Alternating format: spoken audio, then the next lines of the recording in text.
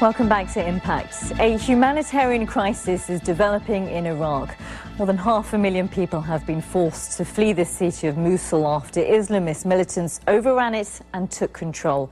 Fighting is now reported to have spread to the city of Tikrit. The Iraqi Prime Minister Nouri al-Maliki is calling it a conspiracy. But just who are these militants and what do they want? The group responsible is ISIS. The name stands for the Jihadist Islamic State of Iraq and the Levant, or Al-Sham.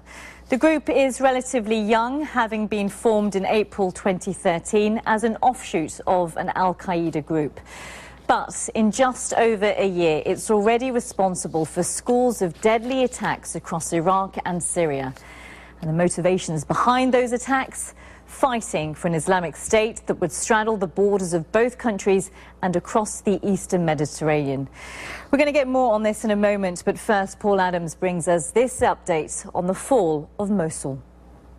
The exodus from Mosul goes on. These dramatic pictures from the Tigris River show civilians fleeing, fighting on the other side.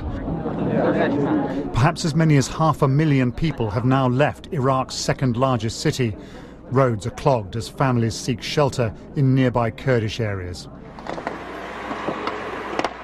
In Mosul itself, the smouldering aftermath of a battle that didn't take long. The militants attacked just 5 days ago. On Monday, the provincial governor urged residents to hold firm. Hours later, he was gone. Iraq's outgunned security forces weren't far behind. Militants now controlled government offices and banks. Humiliating for the Prime Minister, who's vowed to fight back. We are dealing with the situation. We are not going to allow this to carry on, regardless of the price. We are getting ready. We are organizing. We are restructuring the armed units that will cleanse Nineveh province from these terrorists. In January, another major city, Fallujah, fell to the same hardline group, the Islamic State in Iraq and the Levant. The government has tried and failed to take it back. Tens of thousands of people have fled. ISIS now controls a broad swathe of territory across the Middle East. In Iraq's Anbar province, Fallujah is still in rebel hands, and there's been fighting in Ramadi too. In Syria, the group is involved in fighting in Aleppo and has a regional base in Raqqa. And now, in a dramatic extension of their influence, they have Mosul too. This group of people now, there's tens of thousands of these guys, and they now have a territory. They control territory, they control border crossing points, they control oil resources, mineral resources, trade, income. They have a base in the middle of the Middle East. In Syria, ISIS has waged a savage campaign against Shia Muslims and Christians, part of its wider effort to create an Islamic State.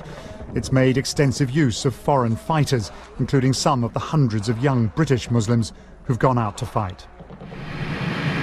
Back in Iraq, the government is struggling to respond. Overnight, there were clashes in Baiji, whose major oil refinery supplies much of the country.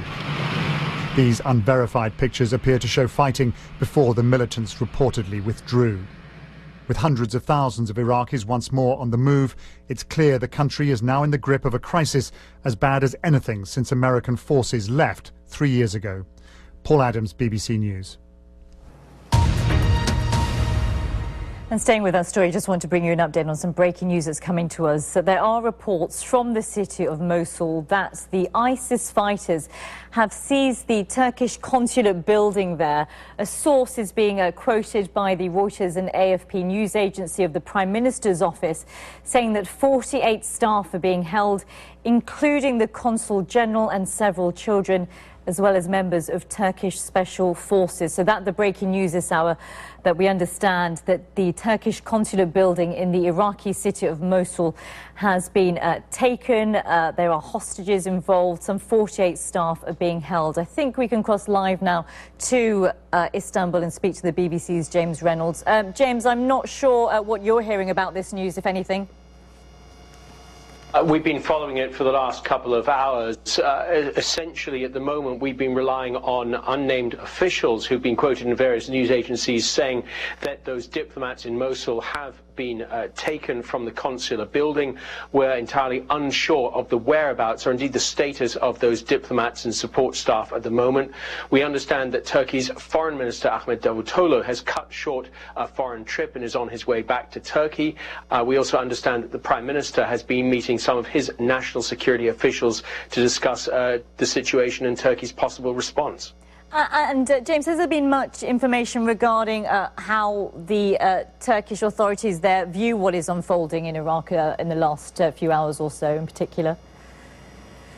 There hasn't been any official statement about how they respond to the hostage crisis, but clearly how they respond to events in Mosul over the last few days. We know that President Abdullah Gül has said in the last few hours that he views any kind of security vacuum as a problem, and I think Turkey will look at what's happening on its borders with great concern. It already has one, from its point of view, failed state with its border with Syria, and now, of course, it's looking at a second one with Iraq, and of course its focus now will be on the safety of its diplomats and support staff. And of course, James, we know that focus of the borders, as you mentioned there, has been highlighted by America, who've said this is going to affect the entire region. And also a fact that we've been reporting continuously in the last number of hours or so is the fact that 500 people are on the move there. I mean, that is obviously going to be viewed with a great deal of concern in Istanbul too. Yes, and of course that figure expressed fully, I think maybe 500,000 people on the move. That's certainly the suggestion from United Nations agencies, and I think that will place huge pressure on the region as it looks to see that this one war in Syria and another insurgency in Iraq may now be part of a wider conflict in this region, which will of course affect Turkey. It's already taken in 500,000 Syrian refugees from that particular war, and now of course there will be many more refugees from Mosul trying to go to Kurdish areas. James, just a final question and a thought. So have there been any indications of a clear plan or strategy that may be implemented by the Turkish government there to deal with this? No, not so far. Bear in mind that Turkey's overall strategy in terms of the Middle East in recent years has not been successful. It wanted to have zero problems with neighbours. That's a quote from the foreign minister. Instead, it's found severe problems with its neighbours and on its borders. And of course, it's now dealing with that very tricky situation in Mosul. OK, James, thank you very much for that. James Reynolds there reporting from Istanbul.